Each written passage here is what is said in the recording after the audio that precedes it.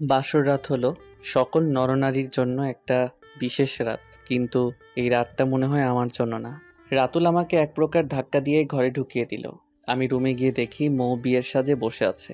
মনে মনে ভাবছি মৌ হয়তো বিছানা থেকে নেমে এসে আমাকে সালাম করবে, কিন্তু হলো ঠিক তার উল্টো। মৌ বলল, এই শোন, এই বিয়ে তো আর সিরিয়াসভাবে করিনি, তাহলে এত ভালো করে বাসর সাজানোর কি দরকার ছিল? মৌয়ের কথায় আমার তো মনটা ভেঙে চুরমার হয়ে গেল। বিয়ের সাজে আরও কিছুক্ষণ দেখতে ইচ্ছে করছিল মৌকে, কিন্তু আমি খুব ভালো করে বুঝতে পারলাম খুব গরম লাগছে। অনেক ভারী ভারী ড্রেস পরেছে তার মাঝে। আমি এর আগে মৌয়ের জন্য এক সেট ড্রেস কিনেছিলাম গিফট করার জন্য, কিন্তু ভয়ে আর দিতে পারিনি। আজকে সেটা এনে দিলাম মৌকে। এই নাও ধরো। কি এটা? তুমি মনে মনে যা চাচ্ছ সেটাই। আমি মনে মনে চাচ্ছি মানে? খুলেই দেখো। মৌ প্যাকেট খুলে বলল, ধন্যবাদ তোমাকে, খুব গরম লাগছে এই ড্রেসে। থাকো তুমি রুমে, আমি ফ্রেশ হয়ে কাপড় চেঞ্জ করে আসি। আচ্ছা যাও। মৌ ফ্রেশ হয়ে আসলো। কীরকম যেন লাগছে আমার নিজের বাসায়। নিজের ঘরে মৌকে দেখে খুব লোভ হচ্ছে। মৌ ফ্রেশ হয়ে এসে বলল, আচ্ছা ঘুমিয়ে পড়ো।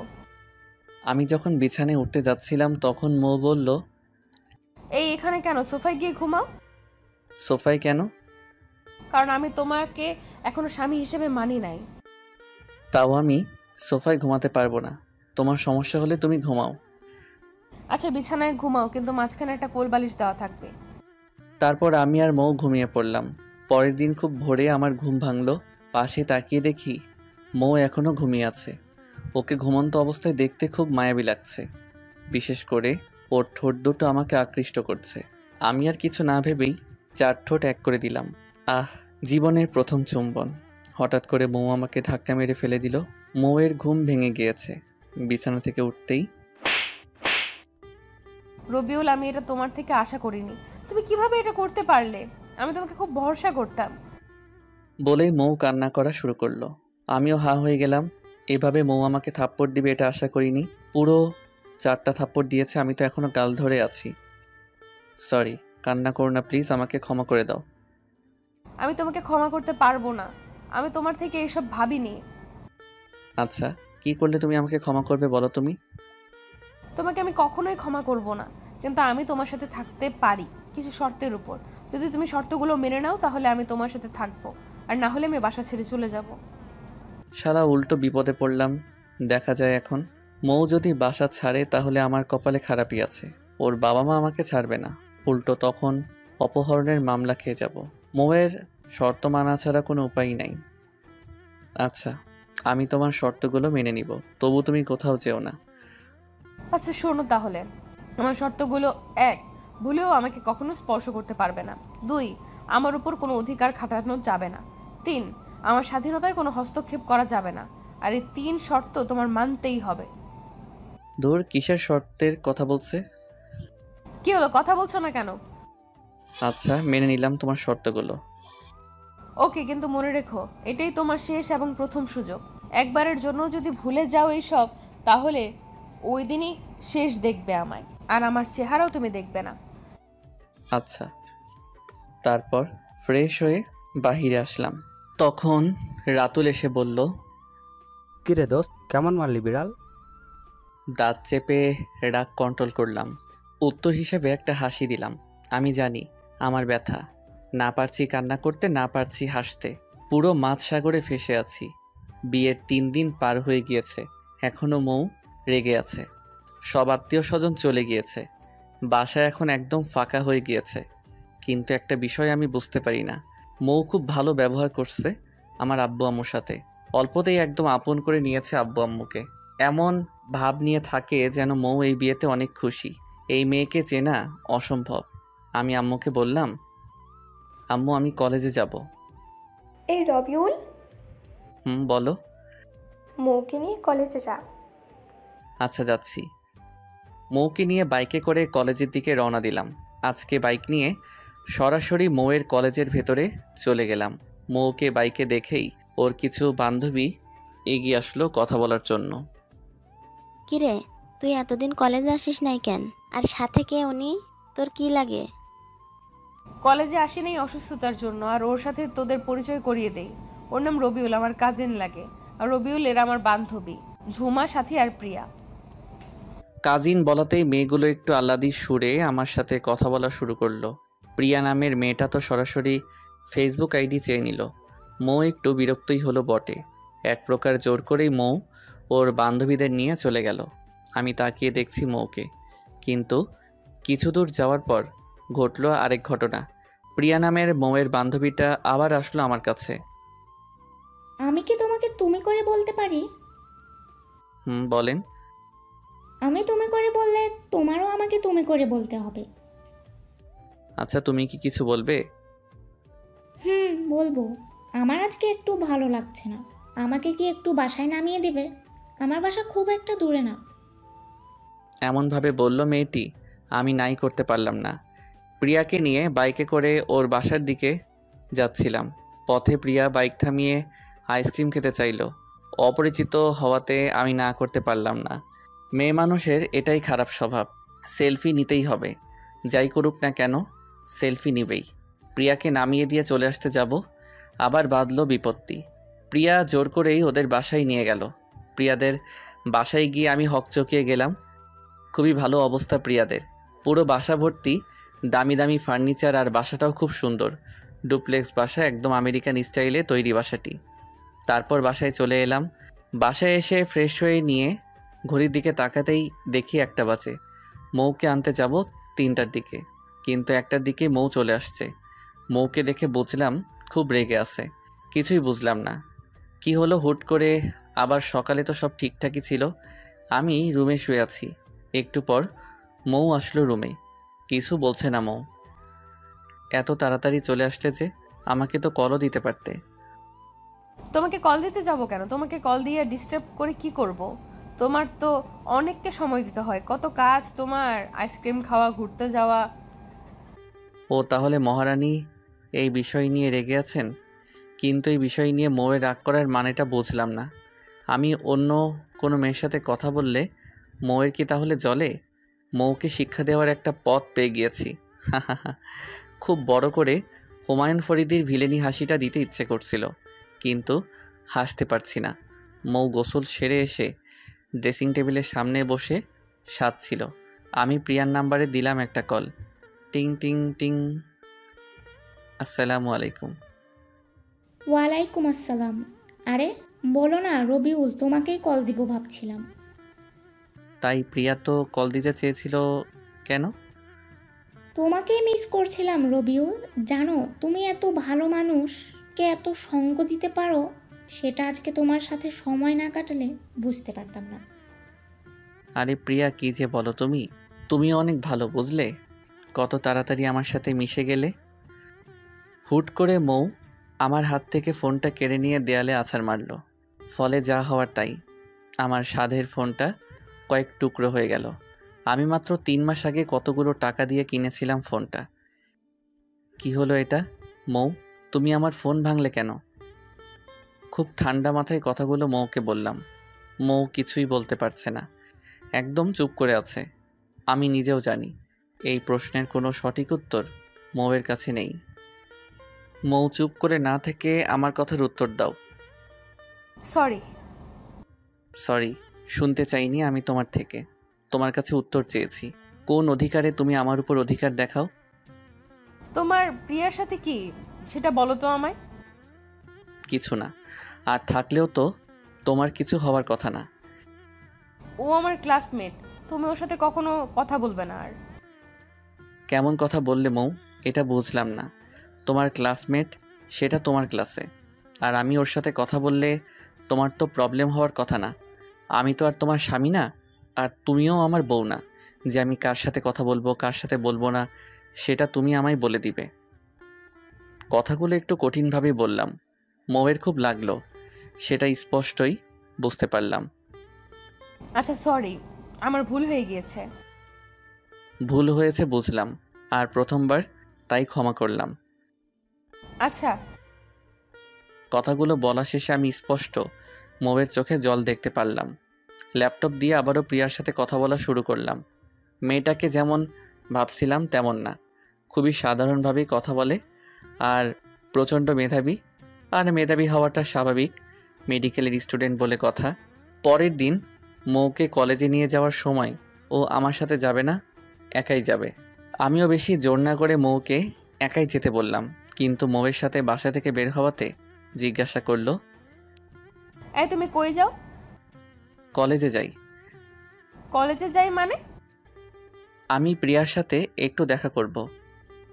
ও আচ্ছা যাও, আমি আজকে আর কলেজে যাব না। দেখো এখন মৌ কেমন লাগে। এখন আমাকে যখন জ্বালাও তখন আমারও এমন লাগে। এখন একটু নিজে জ্বলো। ওকে, না গেলে? আচ্ছা শোনো, তাহলে তুমি তো ফ্রি আছো এখন, আমার কাপড়গুলো পরিষ্কার করে দিও। আমি একটু প্রিয়ার সাথে মিট করে আসি, আমার বাসায় ফিরতে লেট হবে। মৌ রাগ দেখিয়ে চলে গেল রুমে। মিথ্যেতে কাজ হয়েছে, প্রিয়ার সাথে দেখা করার কোনো কথাই হয়নি। এখন যাব একটু আমার কলেজে, অনেক দিন ক্লাস করিনি, এখন থেকে নিয়মিতই ক্লাস করব। বউ ডাক্তার হবে আর আমি যদি ফেল করি, মানুষে আমাকে নিয়ে রোস্ট করবে আবার। অনেক দিন পর কলেজে আসলাম, কলেজের কেউ আমার বিয়ের কথা জানে না। আমি রাতুলকে আগেই জানিয়েছিলাম বিয়ের কথাটা যেন কেউ না জানে, কারণ মৌ যে মানুষ। বন্ধুরা যদি পার্টি চাই তখন মৌ যদি কারোর সাথে খারাপ ব্যবহার করে, তাই আর কাউকে জানাইনি। কলেজে যেতেই মীরা আসলো কথা বলার জন্য। ওই রবিউল, তোমার নাম্বারটা পাল্টে নিয়েছো আর ফেসবুকে তো হাজার মেসেজ দিলেও সিন করো না। আমাকে এত পর করে দিয়েছো তুমি, আমি কি এতটা অযোগ্য? কি বলবো বুঝলাম না। শোনো মীরা, এসব কিছু না, আমি তোমার যোগ্য না। তোমার দরকার তোমার মতো ছেলে, আর সাগরই তোমার জন্য পারফেক্ট। দয়া করে আমাকে আর নখ দিও না কখনো। এই বলেই চলে আসলাম। খুব ভাবছি আর উপরের দিকে তাকিয়ে বললাম, মানুষ মানুষকে ঠকাতে পারে না। যদি তুমি না চাও, হে দয়াময়, সত্যি সৃষ্টিকর্তা আমাদের জন্য আমাদের মতো করেই সব দিয়েছেন, কিন্তু অনেক সময় আমরা ভুল করে ভুল স্থানে কিছু সময় নষ্ট করে ফেলি, কারণ ভালো কিছু তখন আমাদের জন্য অপেক্ষা করছে। তারপর ক্লাস শেষ করে বাসায় চলে আসলাম। বাসায় এসে খেলাম একটা ঝটকা। আমার কোনো কাপড়ই নেই রুমে, গোসলে যাব আমি। কি হলো কিছুই তো বুঝলাম না। সবই তো ঠিক আছে, শুধু নেই আমার কাপড়গুলো। মৌও রুমে নেই।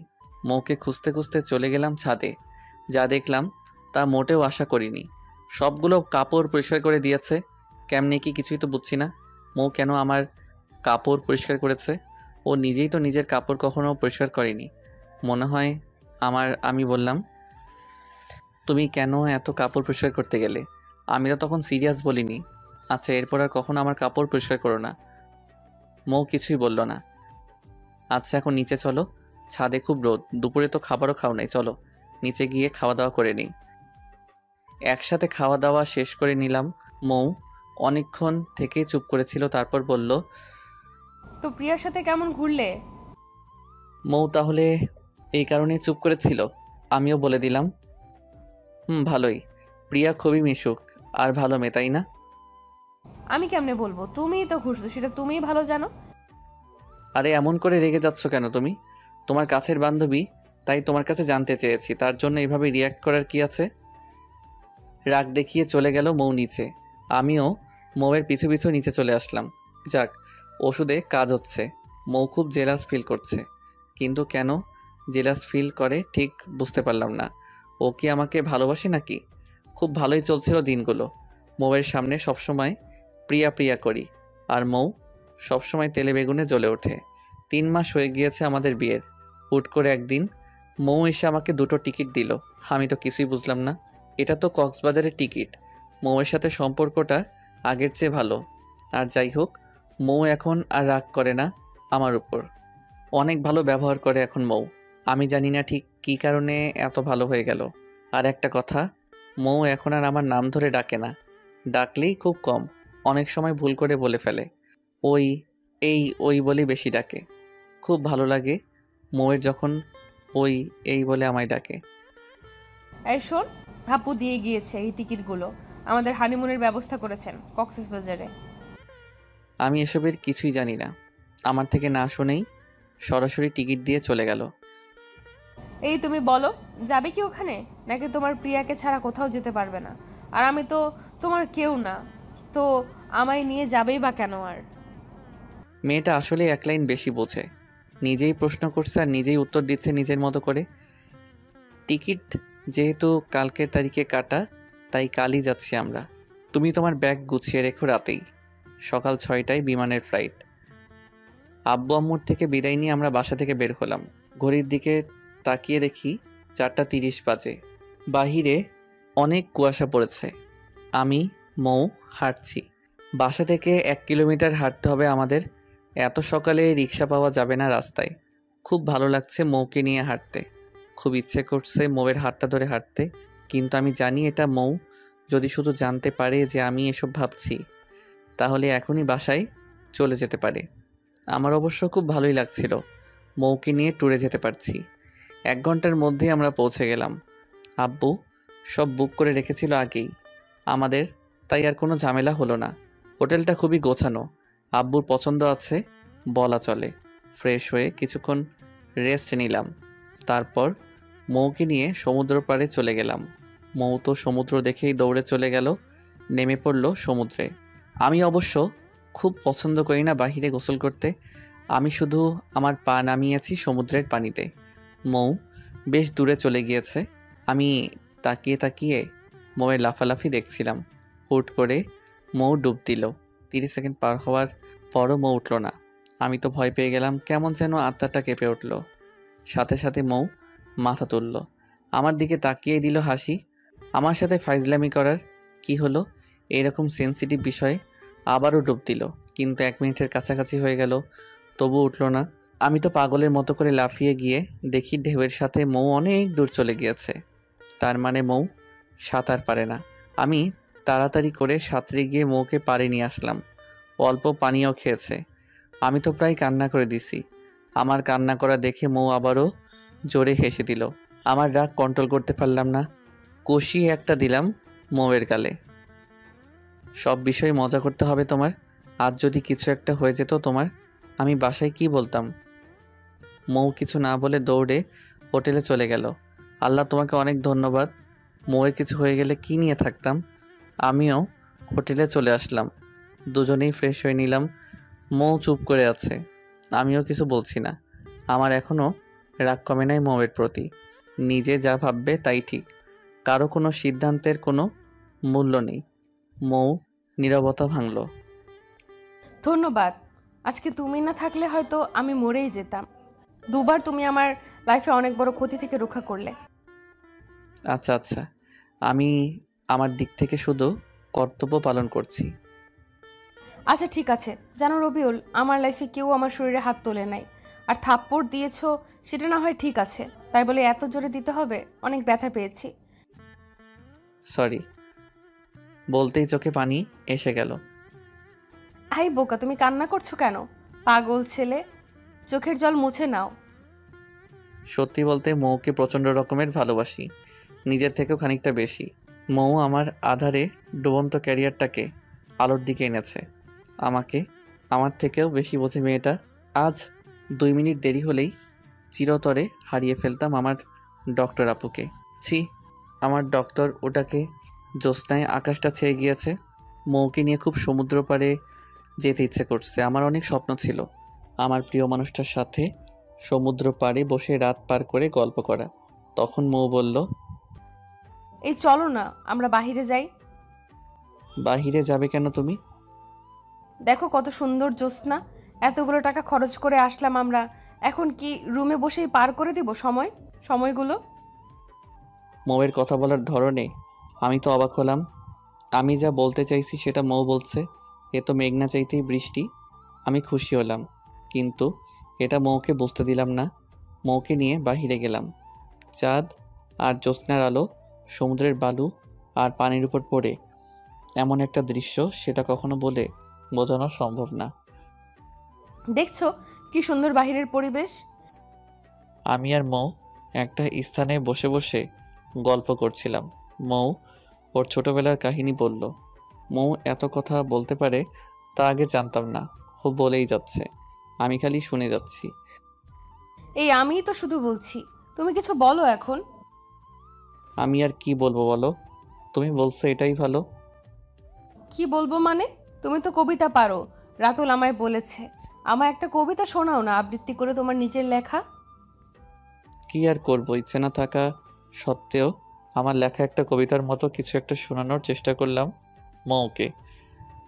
আমি হারিয়ে যেতে চাই আমার আমিটার মাঝে, চাই না কেউ খুঁজুক আমায়, তাহার সকাল সন্ধ্যায় বদলাতে চাই আমি, করব না আর পাগলামি, নিজের মাঝেই নিজেকে ফেলেছি আমি হারিয়ে, তুমি না হয় দিও তাড়িয়ে, থাকবো না আর কাহারও পথচে দাঁড়িয়ে, নিজের ভিতর দিয়েছি ডুব, চাই না কেউ আর খুঁজুক, কষ্ট করে আমায় বুঝুক, দিব না আর কাউকে সুযোগ, একলা হয়ে যাব হাওয়ার সাথে, বন্ধুত্ব করে নিব, বিষণ্ণ রাতে চাঁদের সাথে না হয় করব খুনসুটি, কবিতা লিখতে পারি না তাও চেষ্টা করলাম। কেমন হলো বলো? এ কি, মৌ তো দেখি ঘুমিয়ে গিয়েছে, খুব মায়াবী লাগছে। মৌ আমার কাঁধে মাথা রেখে ঘুমিয়ে গিয়েছে।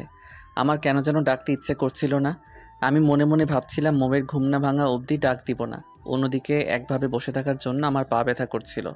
সারাটা রাত মৌয়ের ঘুম আর ভাঙল না। সকালবেলা পাখির ডাকে মৌ চোখ খুলল। মৌ তো চমকে উঠল। আমি এখানে কেন? মৌয়ের কথায় আমি হাসবো নাকি কাঁদবো বুঝলাম না। সারাটা রাত তুমি এখানেই ছিলে বুঝলে? এত ঘুম একটু নড়াচড়া করো না তুমি। রাতে তো কবিতা শুনতে গিয়ে গিয়েছো ঘুমিয়ে, আমি আর তোমার ঘুম ভাঙাইনি। তার মানে সারা রাত আমি তোমার কাঁধে মাথা রেখে ঘুমিয়েছি? ডক্টর মৌ আমার কথা শুনে একটু লজ্জাই পেল। সারা রাত তুমি তো ঘুমাওনি, তাহলে চোখ ফুলে গিয়েছে তোমার। আমারে ডাক দিলেই পারতে। আমার ডাক দিতে ইচ্ছে করলো না, তাই ডাক দেইনি। আচ্ছা এখন চলো তাড়াতাড়ি, রুমে গিয়ে তুমি ঘুমাবে। এক প্রকার জোর করেই মৌ আমাকে নিয়ে হোটেলে চলে আসলো। সারাটা রাত ঘুমাইনি, খুব ঘুম পেয়েছে। হালকা কিছু খাবার খেয়ে ঘুমাতে চলে গেলাম বিছানায়। মৌয়ের ডাকে ঘুম ভাঙলো। এই আর কতক্ষণ ঘুমাবে তুমি? ওঠো এবার, যাও গোসল করে আসো, গোসল করে দুপুরের খাবার খেয়ে নাও। ঘড়ির দিকে তাকিয়ে দেখি 12টা বাজে। আমি গোসল করে ফ্রেশ হয়ে নিলাম, খাবার খেয়ে নিলাম একসাথে। মৌয়ের সাথে বন্ধুর মতো সম্পর্ক হয়ে গিয়েছে। কক্সবাজারে 7 দিন পার করে ফেলেছি, এবার ফেরার পালা। খুব ভালো সময় কাটলো মৌয়ের সাথে, আর মৌও খুব ভালোভাবে সময় দিয়েছে। খুব উপভোগ করেছি সময়গুলো। ভালোভাবে আমরা বাসায় ফিরলাম।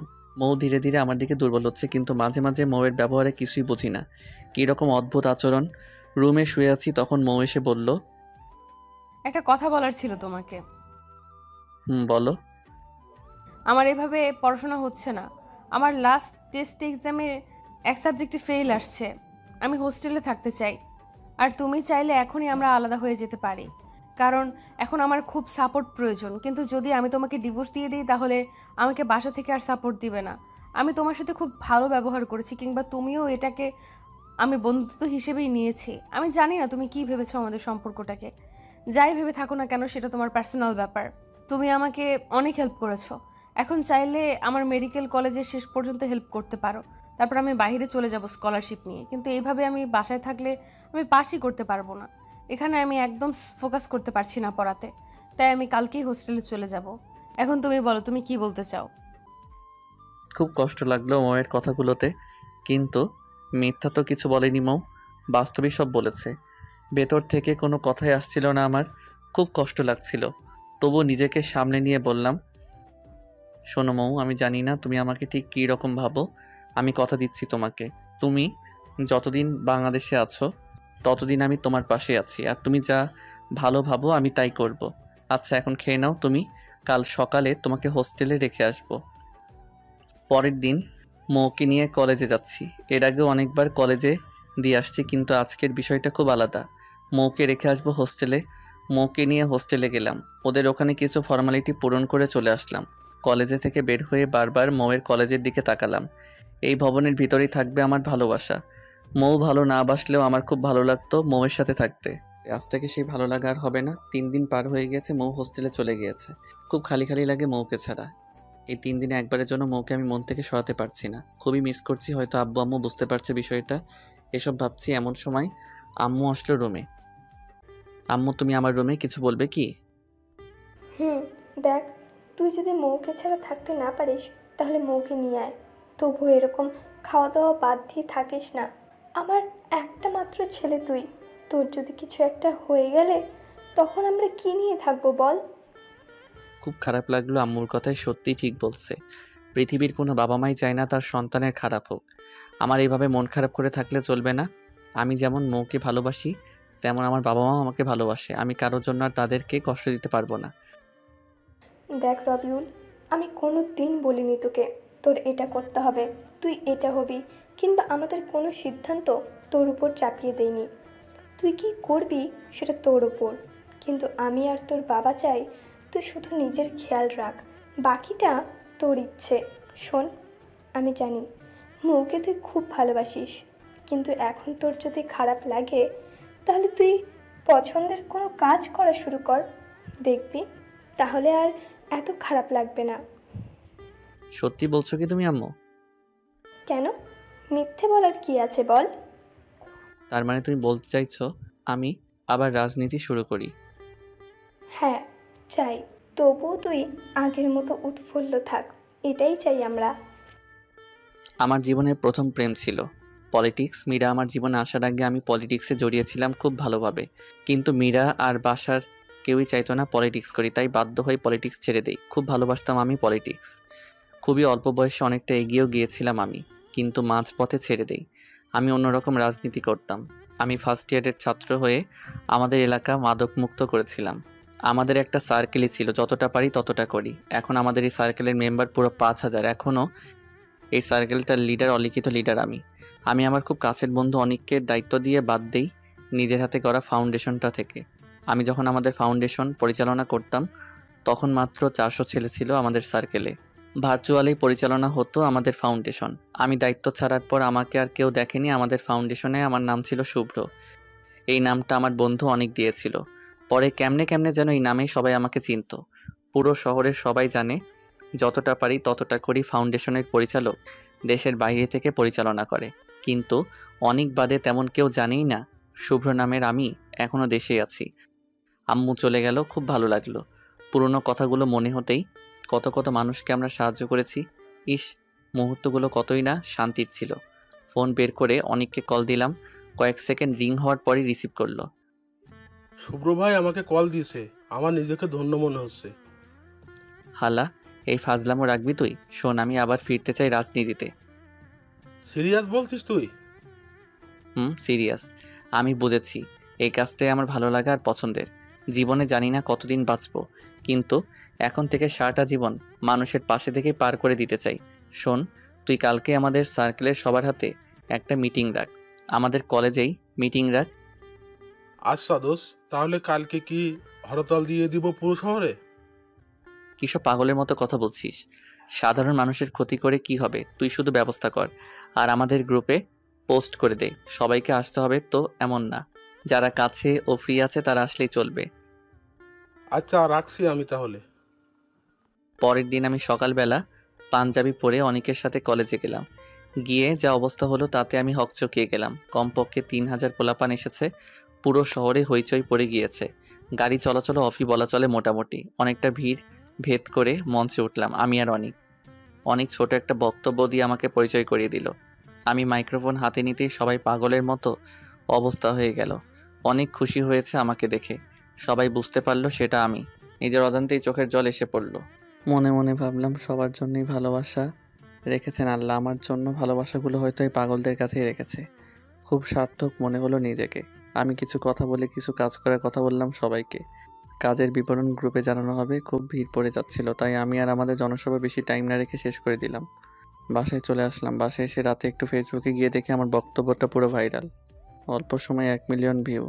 হারামিটাই এই কাজটা করেছে। আমি শিওর সন্ধ্যার পর থেকে কমপক্ষে 200 কল রিসিভ করেছি আমি। সবারই এক কথা, আমি শুভ্র ছিলাম।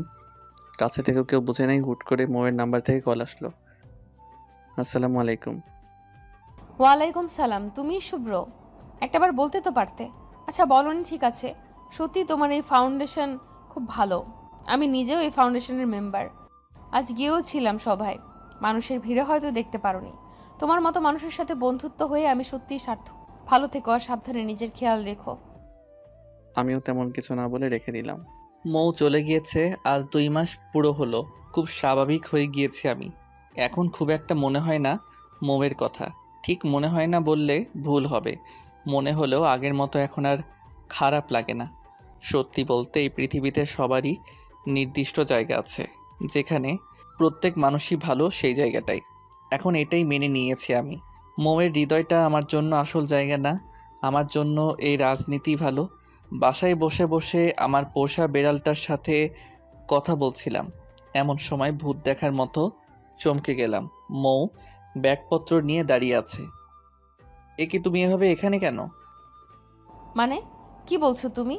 আমার সেমিস্টার শেষ, 15 দিন কলেজ অফ এবং হোস্টেলও অফ থাকবে। তো আমি এখানে না থেকে কি কোথায় যাব? ও আচ্ছা, যাও ফ্রেশ হয়ে নাও। মৌ একটু শুকিয়ে গিয়েছে, হয়তোবা হোস্টেলের খাবার ঠিকভাবে খেতে পারে না। আমার বিষয়টা নিয়ে খুব একটা খারাপ লাগলো না, কারণ এই পৃথিবীতে অনেকেই আছে যারা দুবেলায় যে খাবার খায়, আর আমরা সেই খাবারগুলো নষ্ট করছি নিয়মিত। হুট করে ফোনে কল আসলো রাতুলের। হ্যালো দোস্ত, আমার বাসা, আমি তো শেষ। আরে কি হয়েছে বলবি তো? আমার খুব বিপদ, তুই একটু তাড়াতাড়ি করে পুরান বিল্ডিংয়ে চলে আয়। বলেই কল কেটে দিল। কেমনটা লাগে, পুরো কথা না বলেই কল কেটে দিয়েছে। বাইকটা বের করে চলে গেলাম রাতুলের বলা স্থানে। গিয়ে দেখি তেমন কিছুই না, কেউ নেই। হুট করে দেখি রাতুলকে একটা চেয়ারে বসিয়ে রাখা হয়েছে, কিন্তু রাতুলকে রশি দিয়ে বাঁধা রয়েছে। কেমন যেন রহস্য রহস্য মনে হচ্ছিল, কিছুই বুঝতে পারলাম না। হুট করে কে যেন আমাকে পেছন থেকে একটা কাপড় দিয়ে মুখ চেপে ধরলো। আমার চোখ কেমন যেন বন্ধ হয়ে আসছে, শত চেষ্টা করেও চোখ খুলতে পারছি না। মনে হচ্ছে শত বছরের ঘুম আমার চোখে ভর করেছে। চোখ খোলার পর নিজেকে একটা বদ্ধ করে আবিষ্কার করলাম। কিছুক্ষণ ডাকাডাকি করেও কারো সারা শব্দ পেলাম না, কোনো কিছুই বুঝতে পারছিলাম না কে হতে পারে এসবের পেছনে। আমি যে রুমটায় আছি, ঘরটা একটা বিল্ডিংয়ের রুম। রুমটার দরজা অনেক ভারী, লোহার তৈরি, কোনো জানালা নেই বললেই চলে। হঠাৎ করে একটা ফোনে কল আসলো।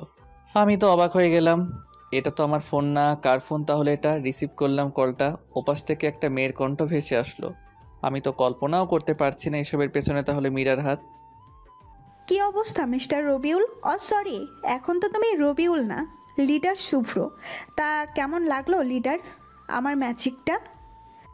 ছি মীরা, তুমি এরকম একটা কাজ করবে এটা আমি আশা করিনি। তুমি এতটা ছোট একটা কাজ করতে পারবে আমি কখনোই ভাবিনি। আচ্ছা, ভাবতে পারোনি, এখন ভেবে নাও। কি ভাবো তুমি আমাকে? তাসকিনকে দিয়ে তোমার সাথে কয়েকবার দেখা করার চেষ্টা করছি, কিন্তু তুমি আমাকে ইগনোর করেছো। এখন দেখাও তোমার ইগনোর। হাজার হাজার ফলোয়ার তোমার, এখন তারা কেউ তোমার কাছে আসবে না আমি ছাড়া। এখন তোমার কোনো উপায় নেই, তুমি যদি আমার কথা মেনে না নাও তাহলে আমি তোমাকে ছাড়বো না। এখানেই তোমার বাকিটা জীবন পার করতে হবে। কি চাও তুমি ঠিক আমার কাছে বলো। আমি তোমার সম্পর্কে সব জানতে পেরেছি। তুমি মৌ নামের মেডিকেল স্টুডেন্টকে বিয়ে করে নিয়েছো। আরে আমি কম কি ছিলাম ওই মৌয়ের থেকে? আমার থেকে কোন দিক থেকে বেশি এগিয়ে মৌ? আমার তোমাকে চাই, যে কোনো মূল্যে আমার তোমাকে চাই। আর আমি যতদূর জানি মৌ তোমাকে ভালোবাসে না, তাই আমি এটাই চাই তুমি মৌকে ছেড়ে দিয়ে আমাকে বিয়ে করো। আর যদি তুমি এতে রাজি হও তাহলে আমি তোমাকে এখনই ছেড়ে দিব। তোমার পাশে দেখো একটা ডিভোর্স পেপার আছে, সেটা তুমি একটা সাইন করে দাও। কি রাজি তুমি আমার সত্ত্বে?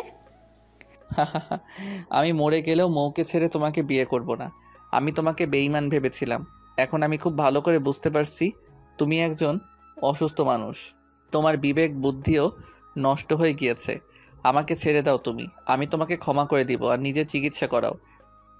তোমার থেকে রবিউল আমি এত কথা শুনতে চাইনি। তুমি কি আমার সত্ত্বে রাজি? হ্যাঁ না সোজা বলো। না না না, যতদিন আমার দেহে প্রাণ থাকবে ততদিন আমার উত্তর না থাকবে। বলার সাথে সাথে মীরা কলটা কেটে দিল। খুব ক্ষুধা লাগছে, এখানে আটকা পড়ে আছি, একদিন পার হয়ে গিয়েছে। খুব ক্ষুধা লেগেছে। হঠাৎ করে খেয়াল করে দেখলাম জানালার মতো যেখানে লোহার রড দেওয়া আছে সেখানেই প্যাকেটজাত কিছু খাবার আর পানির বোতল রয়েছে। মীরার দেওয়া খাবার খেতে রুচিতে পাচ্ছিল, তবু ক্ষুধার জ্বালায় অল্প কিছু খাবার খেয়ে নিলাম। মীরার দেওয়া যে ফোন ছিল সেখান থেকে কাউকে কল দেওয়া যায় না। ফোন বললেও ভুল হবে, এটা একটা ওয়াকি টকি, কোনোভাবে কোনো কিছু করতে পারছি না। 7 দিন পার হয়ে গিয়েছে, এখানে আটকে আছি। একটা ওয়াশরুম আর খালি ঘর, জেলখানার থেকেও বেশি খারাপ অবস্থা আমার। এখন মীরাও কল দেয় না আমায়, শুধু খাবারটা কে যেন জানালায় রেখে যায়। আশেপাশে কেন শব্দ শুনতে পারি না, কোথায় আছি এটাই জানি না। আস্তে আস্তে ভেতর থেকে কেমন যেন দুর্বল হয়ে যাচ্ছি। জেগে জেগে স্বপ্ন দেখি, মাঝে মাঝে মৌয়ের সাথে কথাও বলি। কোনোভাবেই কিছু করতে পারছিলাম না। মীরা যে এতটা সাইকো হবে এটা কখনো ভাবিনি।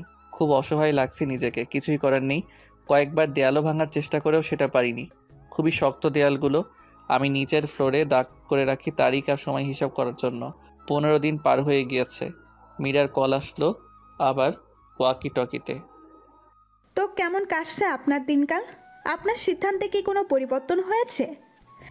না, আমি তো তোমাকে আগেই বলেছি আমি মরে গেলেও তোমাকে বিয়ে করা কিংবা মৌকে ছেড়ে দিতে পারবো না। ওকে ওকে, তাহলে তুমি থাকো। আমি তোমাকে না পেলে অন্য কেউ পেতে দিব না। তুমি ওখানেই মরে পড়ে থাকো। আমি আবার 1 মাস পর কল দিব। তখনও যদি না করো তাহলে আবার কল দিব 2 মাস পর। আমিও দেখব তুমি ঠিক কতটা পারো নিজের জিদ ধরে রাখতে। Good bye mister Rabiul. কলটা কেটে দিল মীরা। নিজেই হয়তো নিজেকে এখন আর চিনতে পারছি না। অনেকটা পাগলি হয়ে গিয়েছি। মৌকে এখন রোজ দেখতে পাই, কথা বলি। আমার অবচেতন মন ভেবেই নিয়েছে এখানেই বাকিটা জীবন পার করে দিতে হবে। আমাকে কেউ মুক্ত করতেও আসবে না। আর আমি এখানেই বন্দি অবস্থায় মারা যাব। 1 বছর হয়ে গিয়েছে। হয়তোবা আব্বু আম্মু সবাই ভেবেই নিয়েছে আমাকে মেরে ফেলা হয়েছে। মৌ হয়তো আমাকে ভুলে গিয়েছে। আর মৌ তো আমাকে ভালোবাসিনি। তো আর মনে রাখবেই কতদিন? আমার সার্কেলটাকেও খুব মিস করি। আর 4 দিন হলো খাওয়া বাদ দিয়ে দিয়েছি। ক্ষুধায় এখন ঠিকমতো বসেও থাকতে পারি না। খাবার ঠিকই আনি আমি, কিন্তু সেগুলো খাই না। আর বাঁচতে চাই না, এইভাবেই মরে যেতে চাই। বন্দি অবস্থায় বেঁচে থাকার কোনো ইচ্ছে নেই আর। এখানে থেকে মরতে চাইলে না খেয়ে মরতে হবে ধীরে ধীরে। হয়তো আর 4-5 দিন বাঁচব। খুব কষ্ট হচ্ছে নিজের মৃত্যুকে নিজের কাছে আসতে দেখে। কত স্বপ্ন ছিল মৌকে নিয়ে, সমাজকে নিয়ে, সব শেষ হয়ে যাবে। শরীরের অবস্থা খুব খারাপ। তখন আমার রুমের এক কোণায় চোখ গেল। দেখি একটা মাকড়সা ঝুলে রয়েছে। ওপরে ওঠার চেষ্টা করছে কিন্তু পারছে না। অনেকক্ষণ চেষ্টা করতে করতে অবশেষে মাকড়সা উপরে উঠাতে সক্ষম হলো। এটা দেখে আমার মনে একটা প্রশ্ন জাগলো। আমি তো এখান থেকে বের হওয়ার জন্য বলতে গেলে কোনো রকম চেষ্টাই করি নাই। না, আমাকে এখান থেকে বের হতে হবে এই সংকল্প করলাম। চেষ্টা না করলে কিছুই তো আর ফিরে পাওয়া যাবে না। 5 দিন হয়ে গিয়েছে। পানি এবং খাবার কোনোটাই মুখে তুলিনি। 5 দিন না খেয়ে থাকার জন্য শরীর যথেষ্ট দুর্বল হয়েছিল। আমি ধীরে ধীরে খাওয়া দাওয়া করে 10 দিনে সুস্থ হয়ে গেলাম। এখন আর নিজেকে দুর্বল মনে হয় না। নিজেকে খুব শক্ত করেছি। মাথা খাটিয়ে বুদ্ধি বের করার চেষ্টা করছি কিভাবে কি করা যায়। হঠাৎ করে এর মাঝে মীরার কল আসলো। কি হলো রবিউল? তুমি কি এখনো আগের মতোই জিদ ধরে থাকবে নাকি আমার শর্তগুলো মেনে নেবে? মীরা, আমি তোমাকে আগেই বলেছিলাম। আমি এক কথা একবারই বলেছি, আমি মরে যাব তবুও তোমার শর্ত মেনে নিব না। যদি পারো তাহলে আমার জন্য নুডলস পাঠিয়ে দিও। খুব নুডলস খেতে ইচ্ছে হয়েছে। যাক, বছর পার হওয়ার পর তুমি কিছু আমার কাছে চাইলে ওকে পাঠিয়ে দিব। বলেই কলটা কেটে দিল। রাতের খাবারে জানালায় আমি একটা প্যাকেট দেখতে পেলাম। আমি তাড়াতাড়ি করে প্যাকেট এনে খুললাম। যা ভেবেছিলাম তাই। খুশিতে আমার মনটা ভরে গেল। এইখানে বন্দি হওয়ার পর আজকেই কোনো বিষয়ে আমার ভালো লাগলো। কি ভাবছেন আমি নুডলস দেখে খুশি হয়েছি? আরে না, আমি ভেবেছিলাম যদি কোনোভাবে নুডলস আনানো যায় খাওয়ার জন্য তাহলে 1 বা 2 কাটা চামিচ থাকতে পারে সাথে খাওয়ার জন্য। হলো তাই। মীরা আমার জন্য যে নুডলস পাঠিয়েছে সেখানে 2 চামিচও দিয়েছে খাওয়ার জন্য। আর এই চামিচ 2টি আমার কাজে দিবে। নুডলসকে চামিচ 2 নিয়ে ভাবছিলাম। পুরো ঘরটা চেক করলাম, কোনো কিছুই পেলাম না। যা ভেবেছিলাম তা সহজেই হবে না। আমি ফ্লোর থেকে খনন করার চেষ্টা করলাম। অনেক চেষ্টার পরও পারলাম না। অনেকক্ষণ ভেবে মাথা খাটালাম। ওয়াশরুমের দেয়াল সবসময় ভিজে থাকার জন্য স্যাঁতস্যাঁতে হয়ে গিয়েছে। তার জন্য অন্য সব দেয়ালের চেয়ে ওয়াশরুমের দেয়ালটা একটু নরম হওয়াটা স্বাভাবিক। আমার ভাবনাটাই ঠিক হলো। আমি ওয়াশরুমের দেয়ালে একটু সিমেন্ট খসাতে পারলাম 2 ঘন্টার চেষ্টায়। যদিও সেটা খুবই অল্প, তবুও খুব ভালো লাগলো। চামিচ দিয়ে খুবই সাবধানে আমি অল্প অল্প করে দেয়াল থেকে একটা ইট খোলার চেষ্টা করে যাচ্ছিলাম। 10 দিন পর আমি দেয়ালের একটা ইট খুলতে সক্ষম হলাম। যদিও ইট খোলার পর একটা ভয়ও কাজ করছিল, কারণ কোনোভাবে যদি মিম জানতে পারে তাহলে আমার এই পরিকল্পনায় হয়তো পানি ঢেলে দিবে মীরা। ইটটা আমি আবারও দেয়ালের মাঝে ঢুকিয়ে রাখলাম, যেন কেউ খুব সহজে না বুঝে দেয়াল ভাঙার চেষ্টা করা হচ্ছে। পুরো 2 মাস পার হয়ে গিয়েছে। আজকের একটা ইট খুলতে পারলেই আমি দেয়াল দিয়ে বাইরে যেতে পারবো। কিন্তু ভেতর থেকে যতটা বুঝতে পারলাম এটা কোনো বাসার ভেতরের একটা ঘর, কিন্তু জায়গাটা আমি কোনোভাবে চিনতে পারছি না। যেহেতু এখান থেকে বের হলে যে আমি একদম মুক্ত হতে পারছি না, তাই আমি রাতে বের হওয়ার প্ল্যান করলাম। সন্ধ্যার মাঝে আমি বের হওয়ার জন্য যতটা দেয়াল ভাঙার প্রয়োজন ছিল ততটা আমি করে ফেলেছি। এখন শুধু অনুমান করে অপেক্ষা করছি মধ্যরাতের। আমি মধ্যরাতে বের হওয়ার জন্য অপেক্ষা করছি। হঠাৎ করেই ইলেকট্রিসিটি চলে গেল। সাথে সাথে আমি বের হয়ে পড়লাম। বের হয়ে অনুমান করেই দিনে যতটা খেয়াল করে রেখেছিলাম ঠিক সেই দিকে যাওয়া শুরু করলাম। কিছু দূর যাওয়ার পর একটা দেয়াল পড়ল, অনেক উঁচু দেয়াল। সেটা কিছুটা বুঝতে পারলাম। অন্ধকারে ভালোভাবে কিছু বুঝতে পারলাম না। যে কোনো সময় ইলেকট্রিসিটি চলে আসতে পারে। আমি অন্ধকারে মানুষের কথা শুনে বুঝতে পারছি এখানে অনেকেই আছে। অন্ধকারে হঠাৎ করে আমি একটা গাছের স্পর্শ পেলাম। খুব বড় একটা গাছ। আমি এর আগে কোনো দিন গাছে উঠিনি। কোনো উপায় না পেয়ে অনেক কষ্ট করে গাছে উঠলাম। যতটা সম্ভব আমি উপরে উঠে পড়লাম, কারণ আমাকে এখান থেকে বের হওয়ার জন্য ভোর পর্যন্ত ওয়েট করতে হবে। হালকা হালকা পরিষ্কার হচ্ছে চারপাশ। আমি অস্পষ্টভাবেই বুঝতে পারলাম এই গাছের একটা ডাল ধরেই আমি বাহিরে যেতে পারবো, কিন্তু আর একটু পরিষ্কার হতেই আমার মাথা ঘুরে গেল। এটা তো ছোটোখাটো মিলিটারি ক্যাম্পের মতো অবস্থা। বড় বড় রাইফেল নিয়ে পুরো বাসায় 20 জনের মতো ঘোরাঘুরি করছে। আমি তাড়াতাড়ি করে দেয়ালটা টপকে নিলাম। দেয়াল পার হয়েও আমি গাছের ডালে ছিলাম। গাছটা সত্যি অনেক বড়। আর একবার ভেতরে তাকাতেই তো আমার চোখ আটকে গেল। এখানে মীরা কি করছে? তার মানে এইসব কিছুর সাথে মীরার সম্পর্ক রয়েছে। এখন এসব হিসাব মিলিয়ে কোনো কাজ হবে না। আমি দেয়ালের সাপোর্ট নিয়ে বাইরে বের হয়ে আসলাম। চারদিকে ফাঁকা, আশেপাশেও বাড়ি নেই। আমি যতটা সম্ভব দ্রুত দৌড়াতে লাগলাম। প্রায় 3 কিলোমিটার যাওয়ার পর আমি হাইওয়ে দেখতে পেলাম। আমি কয়েকটা বাস থামানোর চেষ্টা করলাম, কিন্তু আমার চেহারা দেখে হয়তো সবাই আমাকে পাগল ভাবছে, তাই কেউ সাহায্য করতে চাইছে না। অনেক কষ্টের পর একটা সিএনজি পেলাম। সিএনজিওয়ালাকে অনেক বুঝিয়ে বলার পর আমাকে কাছের একটা বাস স্ট্যান্ডে নামিয়ে দেওয়ার জন্য রাজি করলাম। আমি সিএনজিতে থাকা অবস্থায় সিএনজি চালকের থেকে ফোন নিয়ে সরাসরি মৌয়ের নাম্বারে একটা কল দিলাম। মনে মনে খুব ভয় পাচ্ছিলাম আমি, যদি রিসিভ না করে তাহলে মামাকে ভাড়া দিব কেমনে। কপাল ভালো ছিল আমার, রিসিভ করলো মৌ কলটা। আসসালামু আলাইকুম, কে বলছেন? ওয়ালাইকুম আসসালাম, আমি রবিউল। রবিউল, তুমি তুমি বেঁচে আছো? তাহলে আমি জানতাম তুমি মরতে পারো না। শোনো মৌ, আমি খুব ঝামেলায় আছি, আর তুমি আমার কথা এখন কাউকে বলো না। শুধু কিছু টাকা পাঠিয়ে দাও এই নাম্বারে, আমি তোমাকে সব বলছি। শোনো, তুমি এখন কই আছো? আমি তো তোমার বাসাতেই আছি। আচ্ছা শোনো, তাহলে তুমি আব্বু আম্মুকে বলো আমার কথা, কিন্তু তোমরা 3 জন বাদে যেন কেউ না জানে যে আমি বেঁচে আছি বা তোমাদের সাথে যোগাযোগ করছি। মৌ টাকা পাঠিয়েছে। আমি ওই সিএনজিওয়ালাকে সরাসরি আমার বাসায় আসলাম। কেউ দেখেনি আমায়, আর দেখলেও চিনবে না। আমি গাড়ির আয়নাতে নিজেকে দেখে চমকে গিয়েছি, আর অন্য কেউ তো আরও চিনার কথা না। বাসায় এসে ভালোভাবে ফ্রেশ হয়ে নিলাম। অনিককে একটা কল দিলাম। শোনো অনিক, আমি রবিউল বলছি। আমি তোকে যা বলি চুপচাপ মন দিয়ে শোনেক। আমার কি হয়েছিল, কোথায় ছিলাম, এসব বলার সময় এখন নেই। তুই কাউকে কিছু না জানিয়ে আমার বাসায় চলে আয় তাড়াতাড়ি। 30 মিনিট পরই অনিক চলে আসলো। এসে আমাকে জড়িয়ে ধরে কান্না করে দিল। তুই ঠিক আছিস, এটাই অনেক রে। জানিস খুব চিন্তা করেছি আমি খুব ভালো করে জানতাম তোর কিছুই হয়নি। এখন বল কিসের জন্য ডেকেছিস? শোন, আমি অনেক বড় একটা মিশনে নামতে যাচ্ছি। হয়তো এখানে লাইফ রিস্ক আছে, কিন্তু এটা না করতে পারলে আমাদের দেশটা অনেক ক্ষতি হয়ে যাবে। আমি অনিককে সব খুলে বললাম। অনিক সব শোনার পর বলল, তাহলে এখন তুই ঠিক কি করতে চাস? পুলিশকে জানিয়ে দিবি? পুলিশকে জানিয়ে দিলে আমাদেরই বিপদ হতে পারে, কারণ মীরার আব্বুর হাত অনেক লম্বা হতে পারে। আমার যতটা মনে হয় এসবের সাথে আমাদের এলাকার এমপিও জড়িত আছে, কারণ এত বড় একটা ক্যাম্প পরিচালনা করার জন্য অবশ্যই প্রশাসনেরও এমপির হাত থাকবে, আর এটা স্বাভাবিক। তাহলে কি করতে চাস এখন বল? আমাদের সার্কেলের সবাইকে নিয়ে ঘিরে ফেলবো পুরো ক্যাম্পটা, আর এটা লাইভ শুরু করব সবার ফোন থেকে। তাহলে এটা আর চাইলেও ধামাচাপা দিতে পারবে না উপর মহলের লোক। হয়তো এটা আমাদের জন্য রিস্কি হবে, কিন্তু এটা করতেই হবে আমাদের। ওকে। তারপর অনেক সাথে সাথে আমাদের সার্কেলে মেসেজ দিয়ে লোকেশনটা জানিয়ে দিলাম। আমরা বেরিয়ে পড়লাম।